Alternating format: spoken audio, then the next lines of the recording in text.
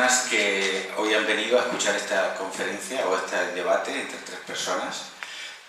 Forma parte de los actos del Día Mundial de la Salud Mental organizado por la Asociación La Muralla de Tarragona. Y no enrollaré más, vamos a ir directamente al grano porque creo que el tema de hoy merece la pena, es un tema muy interesante. Y para ello hemos traído a tres personas. Empezaré por Silvia, la tenemos en la cámara. Ella tiene una experiencia de 30 años de atención a personas con problemas de salud mental grave. Ha sido coordinadora de diferentes servicios en la Comunidad de Madrid, servicios de salud mental. Ha sido psicoterapeuta en grupos individuales, familiares y grupales. Desde el año 2017 trabaja dentro del marco de diálogo abierto, que es el tema del debate de hoy, acompañando a personas en situaciones de psicosis por primera vez. Como docente, dirige el curso de experto universitario sobre diálogo abierto de la Universidad de Almería y colabora en diferentes cursos de posgrado en varias universidades del mismo tema. Es formadora y supervisora de equipos de salud mental en diversas organizaciones. La segunda persona, Jordi Marfà, es psiquiatra, psicoanalista. Durante 45 años ha trabajado en la salud mental, la atención en los servicios públicos. Ha sido director del CSMA de Badalona del año 95 a enero de 2021. Luego tenemos a Jesús Robles, miembro de La Muralla. Jesús Robles tiene 61 años, es profesional de la naturoterapia, después de 5 años de formación previa, estudiante de 2 líneas distintas de terapias regresivas de la escuela Brian Weiss, especializado en el niño interior, y tiene una consulta en La Canonja. Una consulta del año 98 al 2005. En el año 91 se casó con Graci, que desgraciadamente varios años después murió en un accidente de tráfico. Entró a raíz de eso en crecimiento personal, en búsqueda de caminos espirituales en lo desconocido y el más allá. En el año 99 se casó con Luz. En el 12 de marzo del 2001 entró en el psiquiátrico con un primer diagnóstico de trastorno de ansiedad específico. Y el 9 de octubre del 2001 con trastorno de esquizofrenia. A partir del febrero de 2005, de aquí empieza su calvario. Actualmente está trabajando en trabajos de peer-to-peer. Es el iniciador del Orgullo Loco de Tarragona desde el año 2022. Bueno, se define como católico y devoto a la Virgen María. Bueno, vamos a empezar hablando con Jesús. Jesús nos puede dar su primera visión de estos temas de la psicosis, etc. Jesús. A ver, una vida de 61 años es tremendo, ¿cómo voy a definirlo? Yo voy a contar mi historia. La historia de mi madre es muy interesante, es una víctima de muchas víctimas. Estuvo en Asturias de enfermera y, se enamoró de una persona, tenía dinero y de eso se quedó embarazada. La persona en cuestión quería a mi madre, era de amor, pero el dinero valía mucho y le decía, mira, si te casas te quito, se lo creyó. Y entonces buscó otra persona y entonces ahí surgió una cosa muy interesante. Yo tengo mi padre biológico, es biológico, mi padre político, Merami Sapiro, y se convierte por una estrella, me mete en un pueblo y se convierte en una familia desestructural. Mi padre, además le quiero mucho a mi papá, es alcohólico, mi madre tiene un carácter muy fuerte y entonces se genera una historia muy interesante. O sea, yo nací con miedo de mi madre, abandono de mi padre biológico y rechazo de mi padre político. Yo nací con miedo, abandono y rechazo. Y entonces fui autista, según mi hermana, que no recuerdo, me ponía debajo de la mesa con un gato y así, autista hasta los 6 años. Voy al colegio, conozco a Clemente, de 6 años, y entonces él, no sé por qué, me empieza a hablar, yo empiezo a estar un año de aprender, ya empiezo ya a comunicarme, interrelacionarme, a poder hablar, pero sigo siendo un autista emocional, por hablar. Y en esas historias que pasa, me caso, En esa historia que pasa, mi mujer se muere delante mío bueno, se pasaba por el camino y se murió al momento. Entonces, a partir de ahí, yo tardé en reaccionar, pero estuve un mes, estuve llorando. Bueno, hago una consulta en naturopatía, terapia regresiva, me meto en unos mundos. Claro, y entonces me meto en cosas que yo no quería, pero me meto en unas películas muy interesantes, sectas, cosas buenas, cosas malas, que termino en el psiquiátrico, termino en el Pere Mata.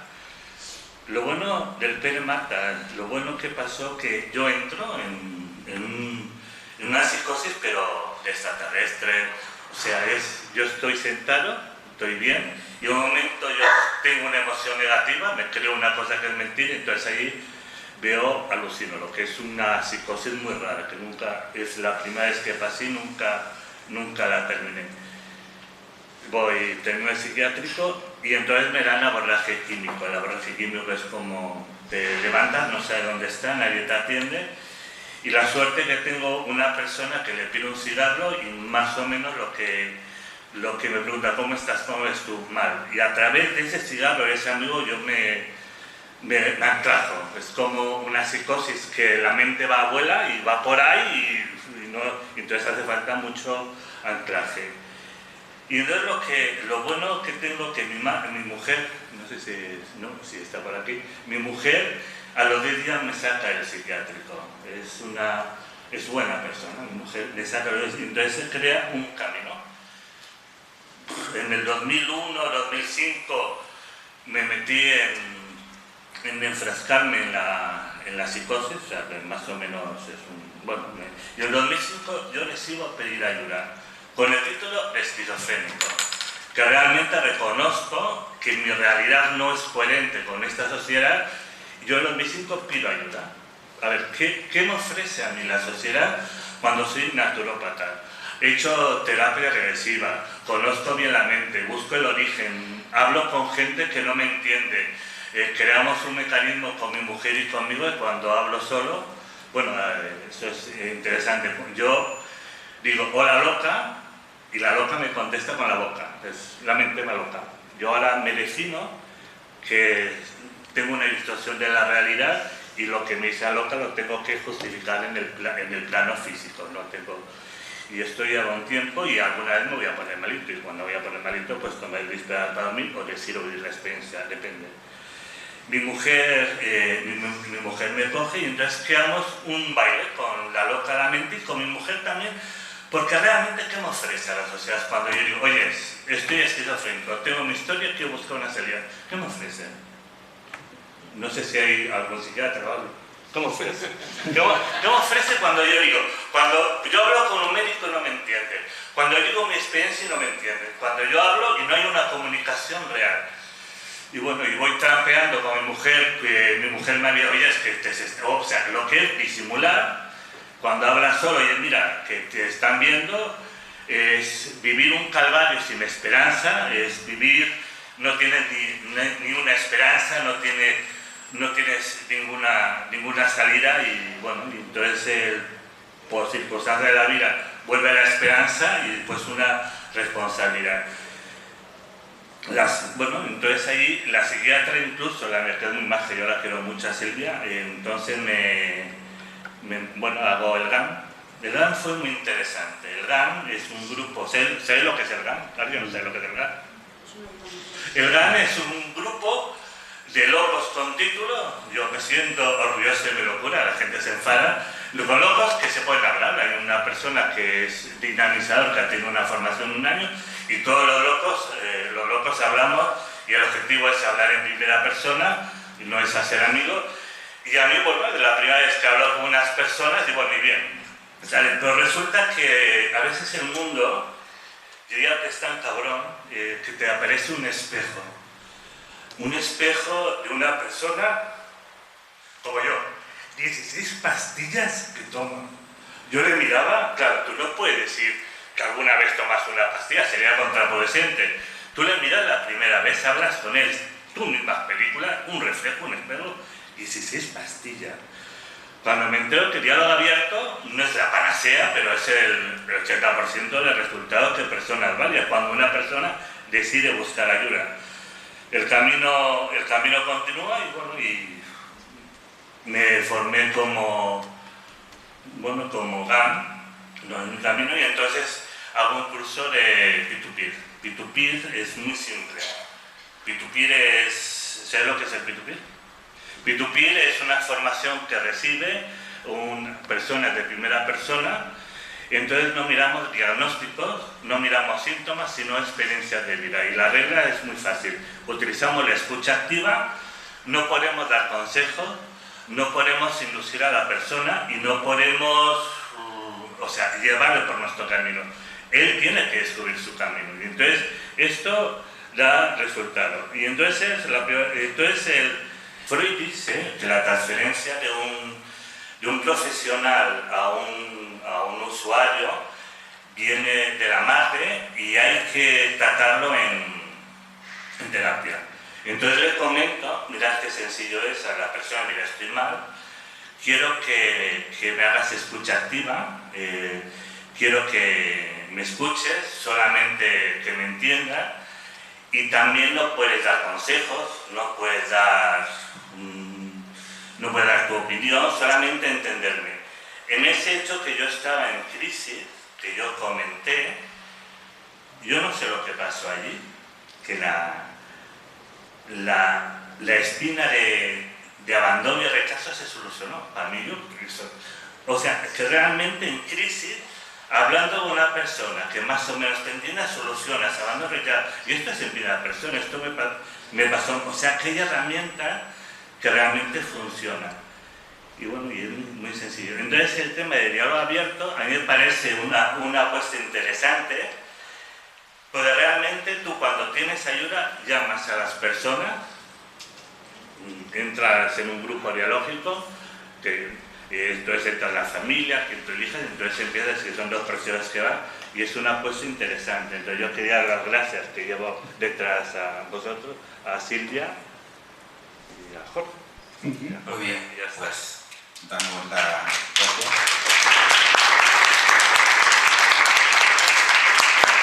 Gracias por Jordi, el turno. Sí. Sí.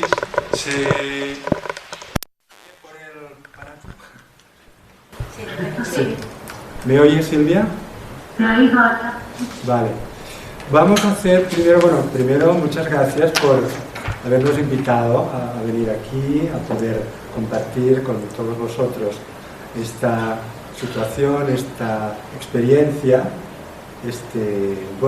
esta forma de vida también, ¿no?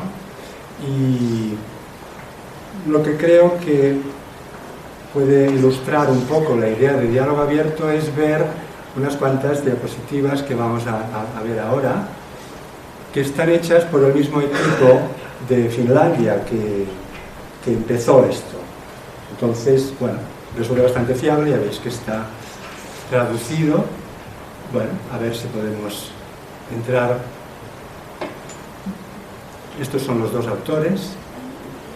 He tenido el gusto de conocer a Annie Haas y, aparte de darnos permiso para usar el Power, es una persona encantadora y muy sabia. Pues Finlandia, aquí está, esta es la universidad, la Jyväskylä, y luego está arriba, en la parte de Laponia, está todo el entorno de las primeras experiencias del diálogo abierto. Ahora vamos a ver, esta se refiere a la densidad de población, este es el hospital donde se empezó, visión de Laponia, y esta diapositiva parece así un poco folclórica, pero en realidad es muy interesante porque están pescando, como veis, pero todo el mundo en un silencio absoluto. Es decir, es una situación que se acerca bastante a la meditación, compartida de esa manera. Se hace un agujero, se espera que los peces piquen, en un respetuoso silencio. Entonces esta es la referencia que hacen ellos. Lo que es importante es, necesitamos para entablar un diálogo y compartir la experiencia. Es algo que siempre es importante. Por eso antes ella me comentaba si quería que hablara, bueno, aquí puede hablar cualquiera en cualquier momento. Es decir, es importante que esto quede muy claro. Quiero decir también que me ha impresionado mucho la narración de Jesús, tan próxima y tan tremenda en algunos aspectos, ¿no? Y también me ha gustado la esperanza que subyace, a pesar de todo, ¿no? Ha hablado del diálogo abierto, vamos a hablar de ello. También ha hablado de los GAMS, los grupos de ayuda mutua, y el peer-to-peer, que tiene que ver con esas cada vez más necesarias, bueno, no sé si más necesarias o más imprescindibles, herramientas que se tienen para ayudar, que se van teniendo para ayudar a las personas a poder compartir su malestar y poder aliviarlo. Bueno, muchas gracias, Jesús. Es que lo que... Bueno, ideas básicas sobre el área, no es muy... Bueno, son 70.000 personas. Uy, me he salido de foco, perdón. Y la organización sanitaria, el municipio es el que suministra la asistencia, etcétera, etcétera. Bueno, esto no sé si es muy rollo, podemos irlo pasando. Aquí está la asistencia psiquiátrica, la asistencia en crisis, etcétera, etcétera. Este punto es importante. Fijaos que para todo el distrito de 70.000 personas tienen 8 psiquiatras. Es decir, para atender, que es, no sé si igual o menos que lo que tenemos nosotros. Para un sector de 70.000 personas, teniendo en cuenta que esto incluye la salud mental infantil, todos los problemas de salud mental de esa zona. Enfermeros, ya veis, 68. Eso tiene que ver con la presencia del hospital, que necesita los 3 turnos, etcétera, etcétera, etcétera, para las personas que ingresan. Trabajadores sociales, psicólogos, trabajadores de rehabilitación y luego algunos más en los municipios.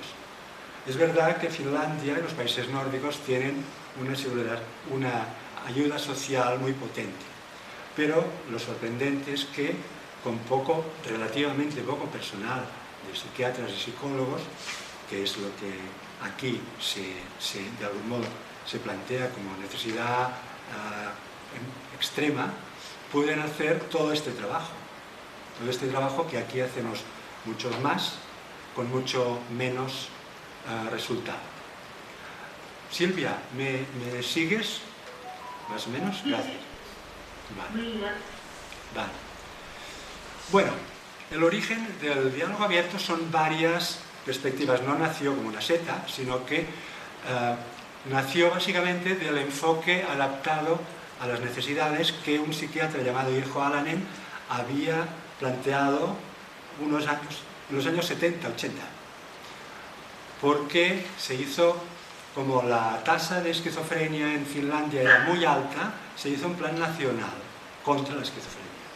Entonces, Alanen organizó un sistema que, por una parte, introducía todos los elementos de psicoterapia en el tratamiento de los problemas de psicosis, algo que hasta entonces era bastante poco usual. Y de algún modo lo que se planteaba es que cada persona tenía sus propias necesidades, no era un menú único para todos, como pasa muy a menudo, sino que cada persona y familia tenía unas determinadas necesidades que son las que se tenían que atender. Alguien podría necesitar psicoterapia, terapia familiar, algún otro tipo de ayuda, medicación también, por supuesto, etc. La medicación dejó de ser tan importante con este simple procedimiento. Se reunían los terapeutas y hablaban de todos estos elementos y planteaban cuál sería el camino a seguir con esta persona concreta. Bien, pues el tema del diálogo abierto fue que toda esta discusión se hiciera con la persona afectada y su familia. O sea que, cuando pasaron a hacer esto, A finales de los años 80 se empezó con el diálogo abierto. El nombre me parece que salió más tarde, pero bueno, se crearon estos planteamientos. Bueno, aquí están las reuniones de tratamiento desde el año 64. Hay otras referencias que, bueno, que ya iremos diciendo para no atablaros. Silvia, si quieres decir algo en el momento que te parezca, tú misma, ¿eh? Vale. Estaba pensando en lo que hablabas del tratamiento adaptado a las necesidades y pensando en cómo algo tan natural, ¿no? Y tan evidente, como que cada uno tiene su propia historia, solo escuchando antes a Jesús, ¿no? Y como contaba él, para mí, de manera muy valiente, ¿no? Cómo él había llegado a entrar en crisis. Eso es algo único, lo que le pasó a Jesús, ¿no? Y lo que le pasa a cada persona que llega a la psicosis o que entra en crisis. Y me planteaba la paradoja de estar ofreciendo un tratamiento estándar, ¿no? A cada persona que llega a las urgencias, por ejemplo, ¿no? Diciendo que tiene determinado tipo de sintomatología, se le aplica un tratamiento por protocolo. Pensaba en eso, la diferencia con el tratamiento adaptado a las necesidades que estaba construyendo Alamen y que dio origen al diálogo abierto, que tiene para mí un sentido muy natural. Claro.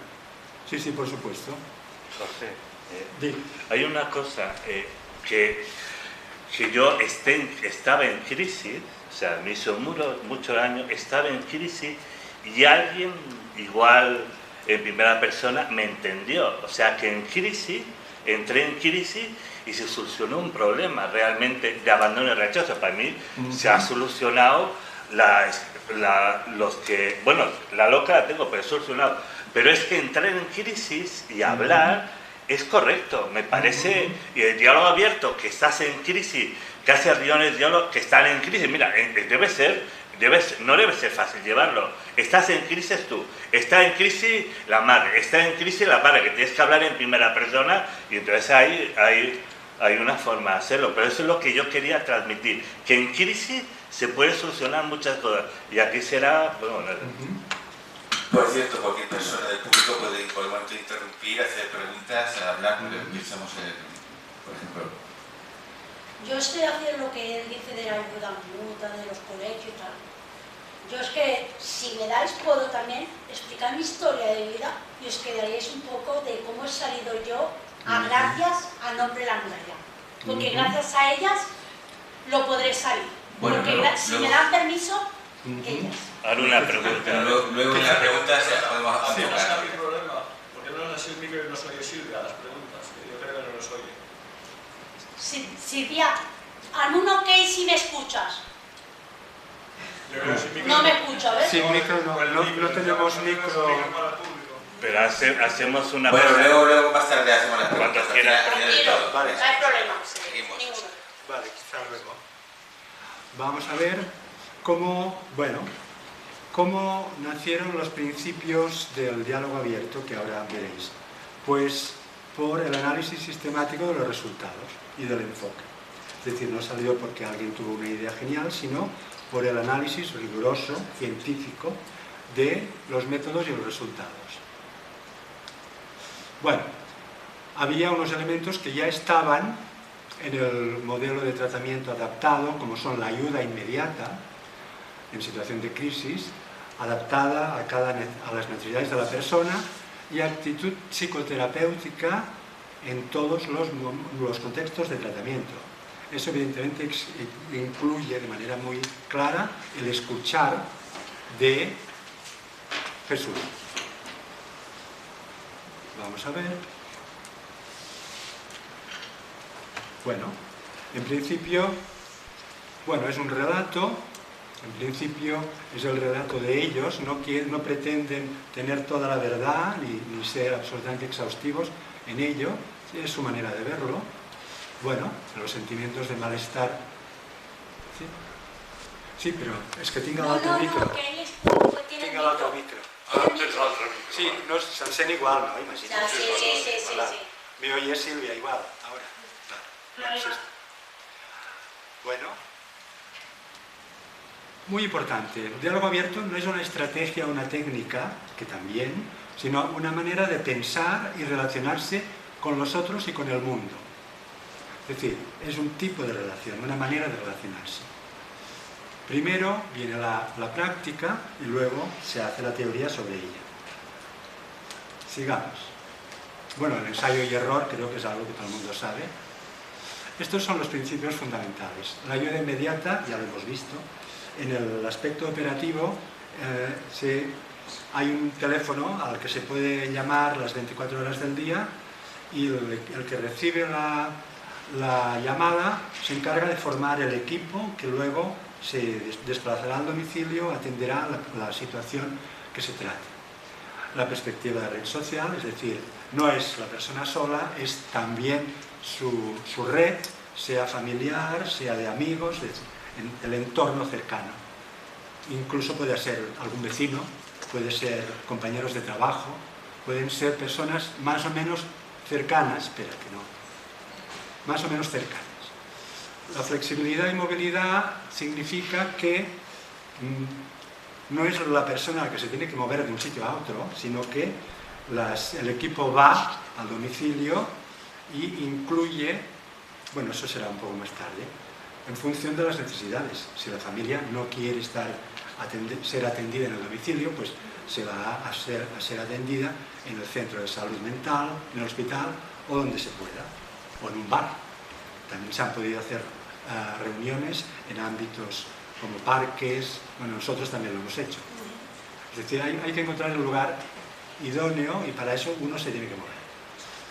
La responsabilidad es una responsabilidad compartida de todos los que están presentes en la reunión de tratamiento, y en principio la continuidad psicológica viene a ser el hecho de que se encargan de todo. Por ejemplo, si una persona tiene problemas de salud mental, tiene un problema de psicosis, pero además tiene problemas de tóxicos, pues no se le envía al CAS, sino que se intenta que alguien del CAS pueda venir a las reuniones. Es decir, que este tipo de estrategia favorece la creación de un clima de confianza y de seguridad que da paso al siguiente principio, que es tolerancia de la incertidumbre. Es decir, las cosas no están predeterminadas. No llega alguien, uy, tienes que ingreso, o uy, tiene tal medicación. Eso se tiene que discutir. Esto se tiene que debatir en la reunión y consensuar. No se pone medicación en la primera reunión, a no ser que la situación sea absolutamente desaforada, por decirlo de algún modo. En principio, la tolerancia a la incertidumbre permite, pues eso, que nadie haga cosas antes de lo que debería y que las cosas se puedan pensar.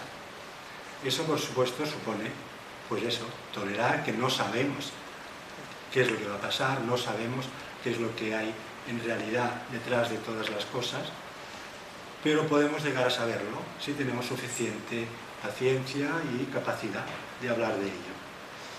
Y la última es el dialogismo, que es el método por el cual se llega a poder, sobre todo, hacer crecer o hacer que crezcan conjuntamente los recursos de la persona y su familia. Es decir, no se trata de que nosotros, los terapeutas, siempre tienen que ser más de uno, tiene que ser por lo menos 2 terapeutas profesionales, facilitadores, se les puede llamar de 20 maneras, pero siempre 2.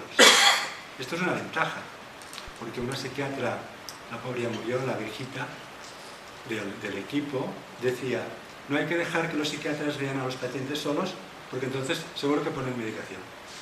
Entonces tiene que haber alguien más. Y ella era psiquiatra, o sea que sabía lo que decía. Sigamos, es decir, no se trata de hacer intervenciones terapéuticas, sistémicas, psicoanalíticas, del tipo que sea, para cambiar las cosas, sino favorecer el diálogo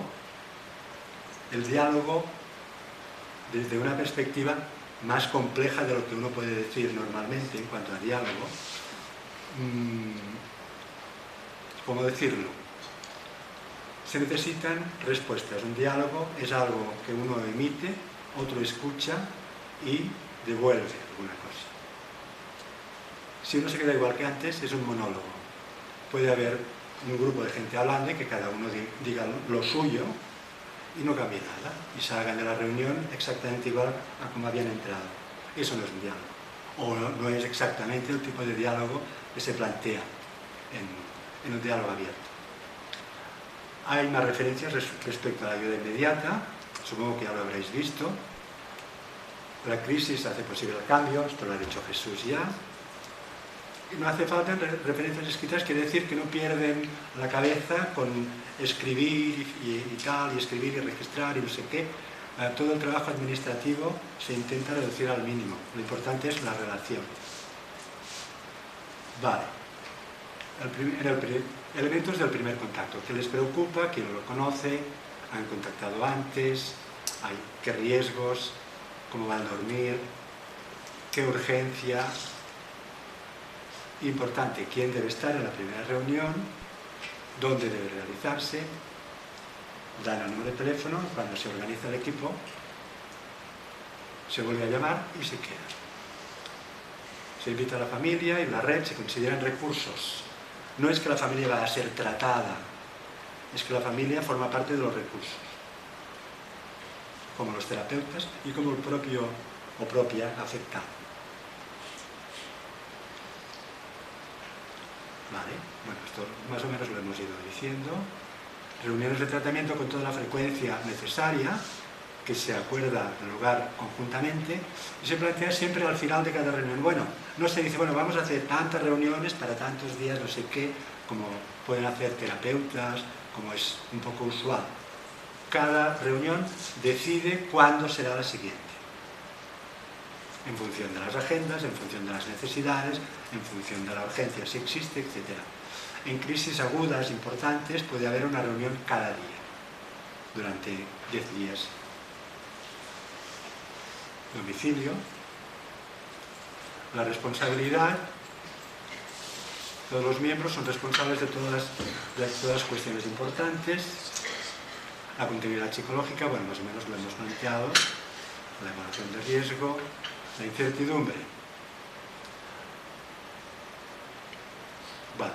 La charla reflexiva es una charla que tienen los profesionales con la familia presente, con la familia y el entorno presente, no como en otras técnicas que la familia se va, habla el tal y luego vuelve. No, todos presentes siempre.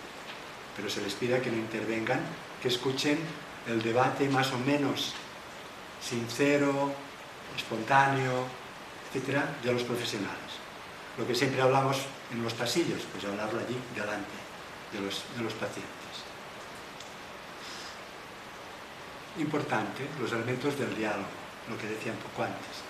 Es seguro hablar de todos los temas, incluso los difíciles. Te puedes expresar como eres, todo el mundo tiene el derecho y la oportunidad de ser escuchado, ninguna voz es mejor que otras, importante. Deseo de escuchar lo que los otros quieren decir o tienen que decir. ¿Alguna opinión? Yo hay una cosa, bueno, sigo con bueno, yo conozco algo bueno que funciona, pero yo hice P2P, yo el primer año suspendí, porque no entendía la teoría. Yo, profesional, naturópata, que miras el origen del problema, psicoterapeuta, que yo tengo miedo, abandono, rechazo, que miro el problema, como no entiendo lo que es la esencia, y es muy fácil, ¿eh? Yo no sé nada, el experto es el paciente, y el experto va a salir lo que tenga que hacer, pero sale de él, no sale de mí. Entonces es más bien humanista, positiva, y todos tenemos sus recursos que se salen en primera persona. Imaginar el concepto que tenemos en la sociedad de mirar por el trauma, y hay que mirar los recursos, porque un esquizofrénico no siempre está en plan negativo. Ha habido recursos positivos que nadie lo ve. No sé si coincide. Sí, sí, sí. Sí, sí, bueno, es por hablar. El tiempo, que digo que queda 5 minutos para que luego pueda hablar Silvia, ¿vale? Ya, bueno, espera, el tema es que esta es la introducción, no estoy hablando todavía de mi, Vale. de mi experiencia, porque yo creo que tenemos margen. Mira, hemos hecho básicamente lo más básico. Si queréis, dejamos este planteamiento aquí y luego, bueno, hay más cosas, tenéis el PowerPoint y lo podéis mirar si queréis profundizar en esto. Jordi, Dime. estaba pensando, intentando ponerlo en el lugar de la gente de la sala, que a lo mejor nunca han escuchado acerca del diálogo abierto, y poniéndoselo a pensar, bueno, ¿y qué tiene de diferente este diálogo de otros diálogos que se tienen con los profesionales? Cuando uno solicita atención porque se encuentra mal. Y pensaba yo que habías hablado de la tolerancia a la incertidumbre y el terapismo, ¿no? Como para mí, quizá que sea el enfoque, ¿no? De qué es lo que hace distinto este diálogo, ¿no? Porque para que se dé